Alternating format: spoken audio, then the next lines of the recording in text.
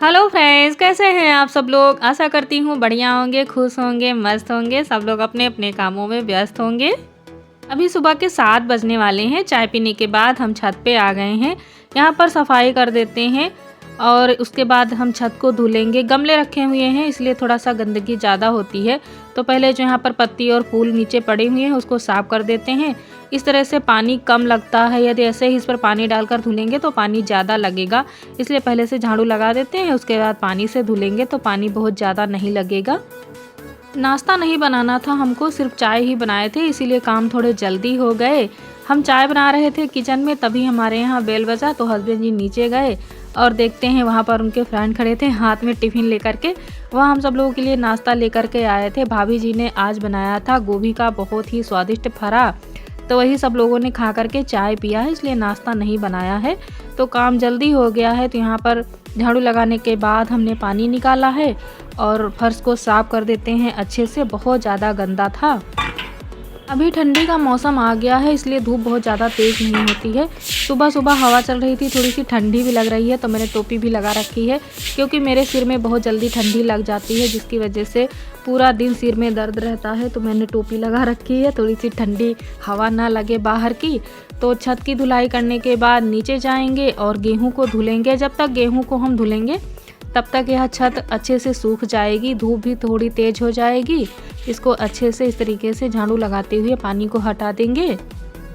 आज छत पर आते ही सबसे पहले सफाई धुलाई यही सब करने लगे, जिसकी वजह से पेड़ों में पानी हमने नहीं डाला था, तो यहाँ से नीचे जाने से पहले पानी डाल देते हैं। शाम को भी हमने नहीं डाला था, जिसकी वजह से मिट्टी काफ़ी ज़्यादा सूखी है गमलों की, तो यहाँ पर पहले पानी डाल देते हैं। काफ़ी सारे गमले हैं तो पानी डालने में भी थोड़ा सा समय लग जाता है। धुलने वाला गेहूं हमने पहले ही ड्रम से निकाल करके रख दिया है। कभी कभी इसी जगह पर बैठकर हम गेहूं को धुल लेते हैं और उधर साइड में छत पर डाल देते हैं गीला गेहूं सूखने के लिए। लेकिन आज यहाँ पर ठंडी हवा चल रही है इसलिए नीचे ही बैठकर धुलेंगे। उसके बाद नीचे से ला करके यहाँ सूखने के लिए डाल देंगे। पेड़ पौधे जितना ज़्यादा सुंदर लगते हैं देखने में, उतना ही मेहनत करनी पड़ती है। और छत पर इस तरीके से जब गमलों में लगाते हैं तो कुछ ज़्यादा ही ध्यान देना पड़ता है। यदि अभी नीचे ज़मीन में लगाएं तो इतनी ज़्यादा देखभाल नहीं करनी पड़ती है जितना गमलों में लगे हुए पौधों की देखभाल करनी पड़ती है। पेड़ों में पानी डालना मेरी एक दिनचर्या हो गई है। कभी तबीयत खराब हो तो ही मैं किसी से बोलती हूँ पानी डालने के लिए, नहीं तो ये काम मैं रोज़ अपने हाथों से करती हूँ। 12-13 साल से ये मेरा रूटीन हो गया है। सुबह उठते ही पानी डालना है, पेड़ों को देखना है। हमारे पास पहले 5 या 6 ही गमले थे। बाद में जब हम कोई पौधा पसंद करते हैं तो साथ में गमला भी ले आते थे, क्योंकि यहाँ पर गमला खाली नहीं होता था तो पौधे के साथ में गमला भी लाते थे। इस तरीके से ज़्यादा गमले इकट्ठा हो गए हैं। तो ये सारा काम ख़त्म हो गया है। अब नीचे चलते हैं, गेहूँ धुलते हैं, नहाते हैं, उसके बाद किचन में जाएंगे। ये आज हम बना रहे हैं चना दाल की पूड़ियाँ। तो यहाँ पर हमने लिया था 500 ग्राम चना दाल, इसको भिगो दिया था, अच्छे से फूलकर सॉफ्ट हो गया है। अब हम इसको कुकर में डालेंगे, इसमें हल्दी पाउडर और नमक डालेंगे और इसमें 1 छोटा ग्लास पानी डालेंगे। ज़्यादा पानी डालने से दाल गीली हो जाएगी, सिर्फ हमें दाल को सॉफ्ट होने तक पकाना है। थोड़ा सा पानी डालने के बाद ढक्कन बंद कर देंगे और आंच पर रख देते हैं इसको पकने के लिए। 2 सीटी में यह दाल पक जाती है। दाल पक रहा है तब तक हम पूड़ियों के लिए आटा गूंथ लेते हैं। यहाँ पर हमने 1 किलो आटा लिया है, इसमें डालेंगे 1 छोटा चम्मच नमक और नमक डालने के बाद अच्छे से मिक्स कर लेंगे। यदि आप थोड़ा सा 2 चम्मच रिफाइंड तेल डालना चाहें तो डाल सकते हैं। नमक को आटे में मिक्स कर देंगे। उसके बाद थोड़ा थोड़ा पानी डालते हुए आटे को अच्छे से गूंथ कर तैयार करेंगे। यह आटा थोड़ा सा टाइट बनाएंगे, ज़्यादा सॉफ्ट नहीं करेंगे। चना दाल की यह पूड़ी यूपी बिहार की बहुत ही फेमस रेसिपी है। इसे पारंपरिक तौर पर भी बनाया जाता है और आप इसे नाश्ते के लिए भी बना करके खा सकते हैं। हर घर में अलग तरह से बनाई जाती हैं। हमारे यहाँ जिस तरीके से बनाई जाती हैं आज मैं इसी की रेसिपी आपसे शेयर कर रही हूँ। आटा को गूंथने के बाद हम 1 चम्मच तेल लेंगे और इसके ऊपर अच्छे से लगाते हुए मिक्स कर देंगे। इस गूंथे हुए आटे से पूड़ियाँ तुरंत आप कभी भी ना बनाएं। इसको 1 घंटे के लिए या फिर 20-25 मिनट के लिए ज़रूर ढक करके रखें। तो ये आटा तैयार हो गया है। अब हम इसको ढक करके रख देते हैं। चना दाल को स्वादिष्ट बनाने के लिए हमने यहाँ पर 20 से 25 लहसुन की कलियाँ, 7-8 हरी मिर्च और एक बड़े साइज़ का प्याज लिया है। इन तीनों चीज़ों को हम डालेंगे चॉपर में और इनको बिल्कुल बारीक काट कर तैयार कर लेंगे।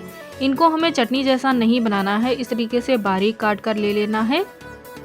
ये चना दाल भी पक कर के तैयार हो गई है। इसको बहुत ज़्यादा गीला नहीं करना है, इस तरीके से सॉफ्ट पकाना है। अभी यह गर्म थोड़ी ज़्यादा है तो इसको ठंडा होने के लिए छोड़ देते हैं और हम छत पर आ गए हैं। अभी शाम होने वाली है तो हम गेहूं को भी रख देते हैं एक जगह इकट्ठा करके। अभी यह पूरी तरह से सूखा नहीं है, इसको एक दिन हम फिर से डालेंगे धूप में। तो इसको बोरी में नहीं भर कर रखेंगे, लेकिन एक जगह इकट्ठा करके ढक करके रख देंगे। गेहूं को एक जगह इकट्ठा करने के लिए हमने वाइपर लिया है, इससे यह काम बहुत जल्दी और आसानी से हो जाता है। इसका पाइप टूट गया था तो यह ऐसे ही बेकार पड़ा था, तो इसका यूज हम इसी तरह से करते हैं। कुछ भी हमको छत पर अनाज डालना होता है तो इसी से फैलाते हैं और इसी से इस तरह से इकट्ठा कर लेते हैं। यह काम यदि हम हाथों से करते हैं तो बहुत ज़्यादा टाइम लगता है। इतना सारा गेहूँ यदि हम हाथों से इकट्ठा करते हैं तो ऐसे लगता है हमारी हथेली बिल्कुल छिल गई है, स्किन इतनी ज़्यादा खुरदरी सी हो जाती है। लेकिन इससे जब हम करते हैं तो काम भी जल्दी होता है और हाथ भी सुरक्षित रहते हैं। इस तरीके से बेकार वाइपर का यूज़ भी हो जाता है। तो ये हमने सारा गेहूँ इकट्ठा कर दिया है। अब हम झाड़ू लगा करके इसको एक जगह कर लेते हैं। थोड़ा थोड़ा सा रह जाता है, झाड़ू से पूरी अच्छी तरीके से साफ कर लेंगे और एक जगह इकट्ठा कर लेंगे। अभी यह गेहूं आटा बनवाने के लिए तैयार नहीं है, थोड़ा सा गीला लग रहा था मुझे। एक दिन की धूप और लगाएंगे, उसके बाद हम इसको देंगे पिसवाने के लिए। आज का समय तो काफ़ी ज़्यादा बदल गया है। पुराने समय की बात हमारी माँ बताती हैं, हम लोग सुबह उठते थे तो पहले गेहूं पीस करके आटा तैयार करते थे, उसके बाद सबके लिए रोटियां बनाते थे। आज के समय में तो आप गेहूं नहीं धुलना चाहते हैं तो आप पैकेट वाला आटा खरीद करके रोटियां बना सकते हैं। इस काम को भी करने की ज़रूरत नहीं है। और अगर आप इस तरीके से भी करते हैं तो आपको गेहूं घर में पीसने की ज़रूरत नहीं है, ढेर सारा आप आटा बनवा करके रख सकते हैं। तो ये काम हमारा हो गया है। अब यहाँ से चलते हैं किचन में। किचन में आने के बाद सबसे पहले हमने सिलबट्टे पर चना दाल को पीसकर तैयार किया है। उसके बाद हमने आंच जला करके कढ़ाई रख दी है। इसमें 3 से 4 चम्मच तेल डाला है सरसों का, 1 चम्मच जीरा डालेंगे और इसमें डालेंगे 2 चम्मच अदरक का पेस्ट दरदरा कूटा हुआ। चना दाल को हम पहले नहीं भूनते हैं, उसको ऐसे ही पका लेते हैं। बाद में हम उसको भूनते हैं कढ़ाई में थोड़ा सा और साथ में मसाले भी डालते हैं। तो यहाँ पर हमने अदरक लहसुन का पेस्ट डाल दिया है। अब हम इसमें डालेंगे जो हमने बारीक काट करके रखा था लहसुन, प्याज, हरी मिर्च, उसको भी डाल करके भूनेंगे। लहसुन और प्याज को हमें सुनहरा होने तक नहीं भूनना है, सिर्फ इसमें जो थोड़ा सा कच्चा वाला टेस्ट है उसको निकल जाने तक भूनेंगे। लहसुन, प्याज, हरी मिर्च बहुत ही बारीक कटा हुआ होता है तो इसको भूनने में ज़्यादा टाइम नहीं लगता है। और इसको बारीक काट करके हम इसमें डालते हैं ताकि जब हम इनकी पूड़ियाँ बनाएं, इसकी जो स्टफिंग होती है उसको हम आटे में भर करके बनाते हैं तो पूड़ियाँ फटती नहीं है, इसलिए हम इनको बारीक काट करके डालते हैं। आज हम चना दाल की पूड़ी थोड़ी ज़्यादा मात्रा में बना रहे हैं, इसीलिए शाम को बना रहे हैं, नहीं तो ज़्यादातर हम सुबह ही बनाते हैं। और ज़्यादा पूड़ी इसलिए बना रहे हैं क्योंकि हमारे यहाँ जो टिफ़िन आया था उसमें हम रख करके देंगे, क्योंकि खाली टिफ़िन मुझे वापस करना अच्छा नहीं लगता है। और किसी के यहाँ से भी इस तरह से अगर टिफ़िन आता है तो उसको भर करके ही देना चाहिए। ज़रूरी नहीं है आप कुछ अच्छा बनाएं या इसी तरह से बनाएं, आप उसमें बिस्किट भी रख सकते हैं, नमकीन भी रख सकते हैं या थोड़े से ड्राई फ्रूट डाल करके आप टिफ़िन को वापस कर सकते हैं। लेकिन किसी को भी खाली टिफ़िन वापस नहीं करना चाहिए, बहुत ही अशुभ माना जाता है। कभी कभी समय नहीं होता है तो भी टिफ़िन को रख देते हैं 3-4 दिन बाद जब कुछ अच्छा सा बनाते हैं, या फिर ऐसे सब लोग दोस्त हैं तो उनकी पसंद पता ही है कि क्या उनको पसंद है, तो उनकी पसंद का जब कुछ बनाते हैं तो फिर उसमें रख करके भिजवा देते हैं। लेकिन खाली टिफ़िन अच्छा नहीं लगता है तो फिर उसको वापस नहीं करते हैं। दाल में थोड़ा सा नमक कम लग रहा था तो यहाँ पर हमने काले नमक का इस्तेमाल किया है। 2 चम्मच धनिया पाउडर, लाल मिर्च पाउडर और इसको भून लेंगे। उसके बाद इसमें बारीक कटा हुआ हरा धनिया पत्ती डालेंगे।